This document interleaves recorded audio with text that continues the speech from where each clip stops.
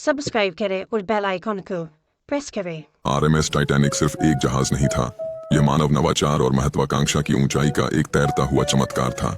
यह भव्य जहाज भव्यता से सजा हुआ था, जिसमें शानदार सीढ़ियां और भव्य भोजन क्षेत्र थे, जहां हंसी और संगीत हवा में नृत्य करते थे। जहाज पर सपने और आशाएं एक साथ मिलती थीं, जब 2000 से अधिक लोग अमेरिका के लिए यात्रा पर निकले। जब टाइटैनिक साउथहैम्पटन से रवाना हुआ, समुद्र सूर्य के नीचे चमक रहा था, जो आगे की रोमांचक यात्रा का पृष्ठभूमि था। हवा में उत्साह की लहर थी। यात्री अपने नए जीवन की कल्पना करते हुए डेक से दृश्य का आनंद ले रहे थे, लेकिन एक अदृश्य तूफान पास में था। टाइटैनिक, जिसे अविनाशी जहाज माना जाता था, एक यात्रा पर निकला जो समुद्री इतिहास को बदल देगा। 14 अप्रैल 1912 की रात अन्य रातों की तरह ही शुरू हुई, चुप्पी में लिपटी हुई, जब टाइटैनिक उत्तरी अटलांटिक के ठंडे जल में तैर रहा था। हालांकि जैसे ही घड़ी 11:40 पर पहुंची, एक अनपेक्षित दृश्य ने शांति को चुराया।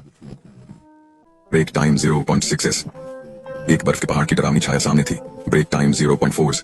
तारों रहित आकाश के खिलाफ काला। चौकीदार की चीखें हवा में ठंडी गूंज की तरह थीं, लेकिन जहाज पहले से ही गति में था, भाग्य के संघर्ष में। जब टाइटैनिक ने बर्फ के पहाड़ को छुआ, तो जहाज में एक हल्की झटके आई, जो सतह के नीचे हो रहे अराजकता की तुलना में एक साधारण फुसफुसाहट थी।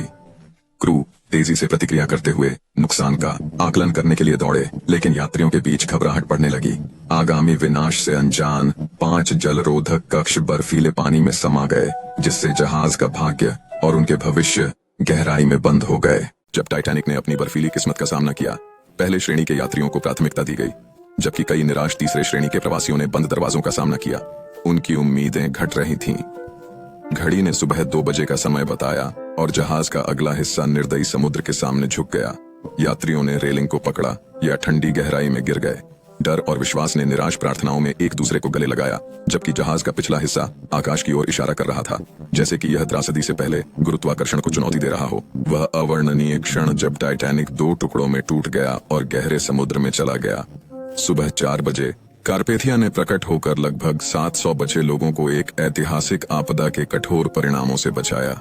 दुनिया ने आतंक में देखा, जिसने समुद्री सुरक्षा प्रोटोकॉल को सुधारने की प्रक्रिया को शुरू किया। आज टाइटैनिक महत्वाकांक्षा की नाजुकता का एक गहरा स्मारक है।